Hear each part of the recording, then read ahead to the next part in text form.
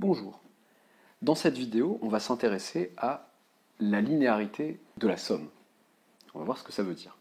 Donc, on a vu que la somme, par exemple pour k allant de 1 jusqu'à n, si n est un entier naturel non nul, la somme pour k allant de 1 jusqu'à n des ak, bah, ça voulait dire a1 plus a2 plus jusqu'à n.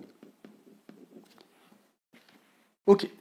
Maintenant, imaginez que j'ai des nombres qui s'appellent A1, A2, A3 jusqu'à N, que j'ai des nombres qui s'appellent B1, B2, B3 jusqu'à Bn.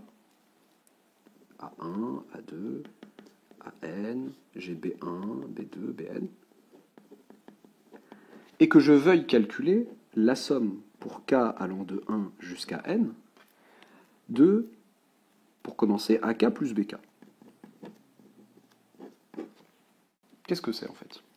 Ça s'écrit A1 plus B1, premier terme, plus A2 plus B2, deuxième terme. Vous voyez que je ne mets pas de parenthèse, ça ne sert à rien, c'est une somme. Il n'y a pas de priorité de calcul à considérer, plus enfin AN plus BN. Vous voyez bien que je peux réordonner. Je peux mettre tous les AK ensemble, ça fait A1 plus A2 plus jusqu'à AN, et tous les BK ensemble, B1 plus B2 jusqu'à Bn. Et donc je peux dire que c'est la somme, vous reconnaissez ici la somme pour k allant de 1 à n des AK, et là vous reconnaissez la somme pour k allant de 1 à n des BK. Donc vous voyez, somme de AK plus BK, c'est la somme des AK plus la somme des BK. Autre chose, si je veux la somme pour k allant de 1 à n, d'un certain coefficient que je vais appeler alpha, par exemple, qui peut être 3, 12, moins 5, ce que vous voulez, fois AK. Qu'est-ce que ça veut dire, ça ? En faisant défiler les k, toujours, ça fait alpha A1 plus alpha A2 plus jusqu'à alpha AN. Oui, mais du coup, je peux factoriser par alpha. Ça fait alpha facteur de A1 plus A2 plus jusqu'à AN.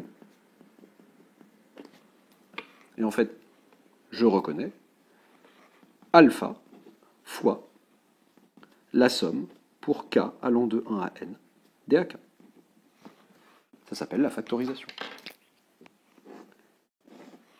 Ces deux propriétés combinées vont faire la linéarité de la somme. Plus généralement, si j'écris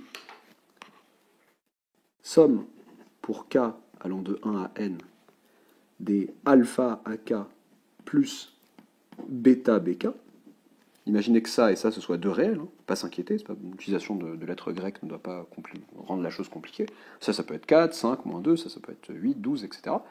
Enfin, ce sont deux réels qui ne bougent pas en fonction de k. Eh bien, la somme de tous ces trucs-là, eh bien, c'est en fait alpha fois la somme des AK plus bêta fois la somme des BK.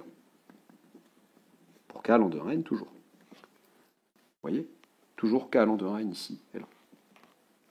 Et plus généralement, ce que j'ai écrit pour k allant de 1 à n, eh bien, je peux prendre P un entier, P inférieur ou égal à n, et réécrire exactement la même chose avec AP. Et